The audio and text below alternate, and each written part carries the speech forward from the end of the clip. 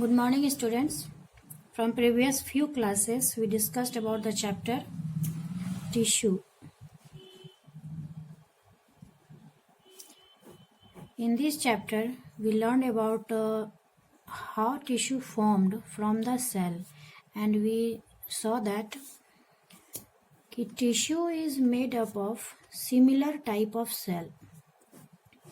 Means when similar type of cell combine together structurally and functionally, it's called tissue. So the definition of tissue is tissue is a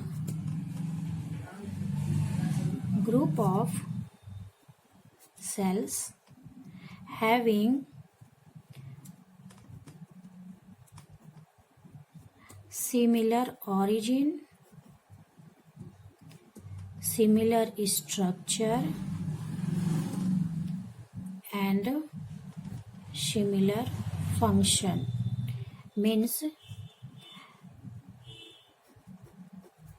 the cells which have similar origin, when more than one type of cells have similar origin, similar structure and similar function, they form a group called tissue. ठीक है, तो हमें दो तरह का tissue पढ़ना है,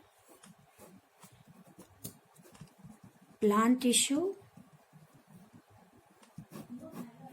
और एनिमल टिश्यू. ये दो तरह का टिश्यू हमें इस क्लास 9th में देखना है. तो हम लोग डिस्कस करते हैं from plant tissue. Plant tissue divided into two parts. One is meristematic tissue. Meristematic tissue. Okay. And second one is permanent tissue.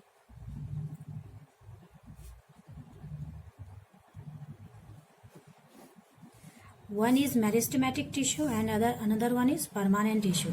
Meristematic tissue means growth is continuous. Means उसमें growth हो रहा है. Growth continue. इसमें growth रुक गया है. Means growth complete हो चुका है. Growth completed. तो हमने क्या देखा कि प्लांट टिश्यू जब हम डिस्कस कर रहे हैं तो प्लांट टिश्यू का दो पार्ट है. वन इज मेरिस्टेमेटिक टिश्यू जिसमें कि ग्रोथ कंटिन्यू है, जैसे कि आपका लीफ का टिप हो गया, सूट का टिप हो गया, रूट का टिप हो गया, तो वो वहाँ पे ग्रोथ कंटिन्यू होता है. लेकिन जहाँ पे ग्रोथ रुक जाता है, जैसे कि आपका बार्क वगैरह का जो फॉर्मेशन होता है स्टीम में, तो वहाँ पर ग्रोथ कंप्लीट हो चुका है. तो वहाँ पर क्या है, परमानेंट टिश्यू है. फिर मेरिस्टेमेटिक टिश्यू को तीन पार्ट में डिवाइड करते हैं. मेरिस्टेमेटिक टिश्यू को तीन पार्ट में डिवाइड करते हैं. पहला apical meristematic tissue. First one is apical meristematic tissue. Second one is lateral meristematic tissue and third one is intercalary meristematic tissue. Apical meristematic tissue is present on the tip of the root or shoot. जो diagram आपके book में दिया हुआ है उसमें साफ दिया गया है कि वहाँ पे एपिकल मेरिस्टेम पाया गया है और कहाँ पर लैटरल पाया गया और कहाँ इंटरकैलरी पाया गया, जो मैंने प्रीवियस क्लास में बताया है. तो एपिकल मेरिस्टेम कहाँ होता है, एपेक्स पे, मतलब टिप पे. लैटरल मेरिस्टेमेटिक टिश्यू क्या प्रोवाइड करता है, थिकनेस. मीन्स जो कि बुक में देखना आपने, उसमें दिया हुआ जो साइड में पाया जा रहा है रूट, जहाँ पे थिकनेस ज़्यादा है वहाँ पे लैटरल मेरिस्टेमेटिक टिश्यू पाया जाता है. और इंटरकैलरी जो पाया जाता है वो between two nodes between two nodes के बीच में पाया जाता है। सपोज दैट ये आपका बैम्बो है, यहाँ पर ये नोड्स है जो कि जॉइंट होता है, ये नोड्स है जो कि हर स्ट्रीम में पाया जाता है, इसको कहते हैं नोड्स। ये भी नोड्स। ये जो दोनों के बीच का स्पेस है इसको कहते हैं इंटर नोड। ठीक है, तो ये जो लेटरल मेरिस्टेम है ये तो आपका थिकनेस प्रोवाइड कर रहा है जो कि बार्क वगैरह फॉर्मेशन करता है, लेकिन इंटर कैलरी जो है ये दोनों के बीच में पाया जाता है। ये इसको ग्रोथ भी प्रोवाइड करता है और साथ में इसका थिकनेस भी प्रोवाइड करता है, मतलब हरकत थोड़ा बहुत काम इसका लंग ग्रोथ भी काम करता है, ग्रोथ को भी बढ़ाने में, और थोड़ा थिकनेस को भी इसको मोटापा प्रोवाइड करता है, क्योंकि ये सपोर्ट करता है, किसी भी प्लांट को सपोर्टिंग प्रोवाइड करता है, इसलिए इसको इंटर कैलरी कहते हैं। उसी तरह परमानेंट टिश्यू भी दो तरह का है। One is simple permanent tissue, one is simple permanent tissue and another one is complex permanent tissue. Simple permanent tissue में वन टाइप सेल पाया जाता है, वन टाइप ऑफ सेल्स, मतलब एक ही सेल पाया जाता है, लेकिन कॉम्प्लेक्स टिश्यू में more than one type of cells. ठीक है, अब ये हो गया आपका सिंपल।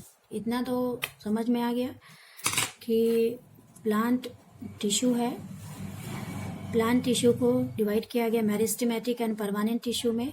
उसी तरह मेरिस्टेमेटिक टिश्यू को एपिकल, लैटरल और इंटरकैलरी में डिवाइड किया गया, और परमानेंट टिश्यू को सिंपल और कॉम्प्लेक्स में डिवाइड किया गया।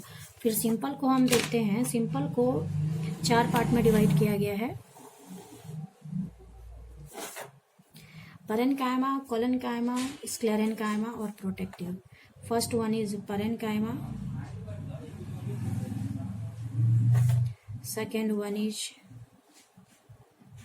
Collenchyma, third one is sclerenchyma and fourth one is protective. All mass are here: parenchyma, collenchyma and sclerenchyma. All are related to ma. And fourth one is protective, जो कि protection provide करता है। उसी तरह complex में 2 है, xylem and one is phloem. Xylem और phloem 2 पाया जाता है। ये जो प्रोटेक्टिव है, प्रोटेक्शन मीन्स होता है आउटर लेयर, मीन्स जैसे कि ह्यूमन का आउटर लेयर स्किन है, वो प्रोटेक्शन प्रोवाइड करता है, उसी तरह स्टीम का भी एक आउटर लेयर होता है जो उसको प्रोटेक्शन प्रोवाइड करता है। तो वो कहाँ होता है? वो एपिडर्मिस टिश्यू होता है। एपिडर्मिस टिश्यू होता है जो सबसे बाहरी लेयर में पाया जाता है। ये प्रोटेक्ट कहाँ करता है? From damage, protect from damage. तो ये आपका पूरा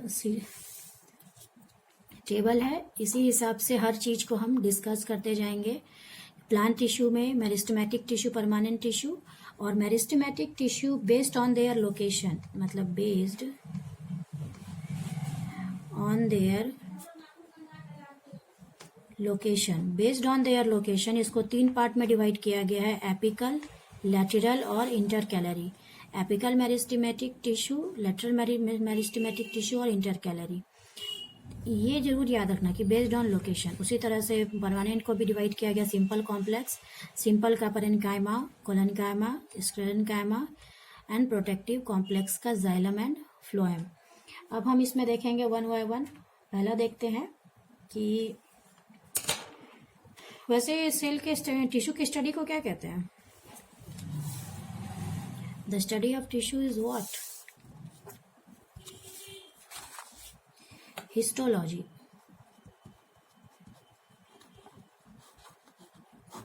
Histology is the study of tissue.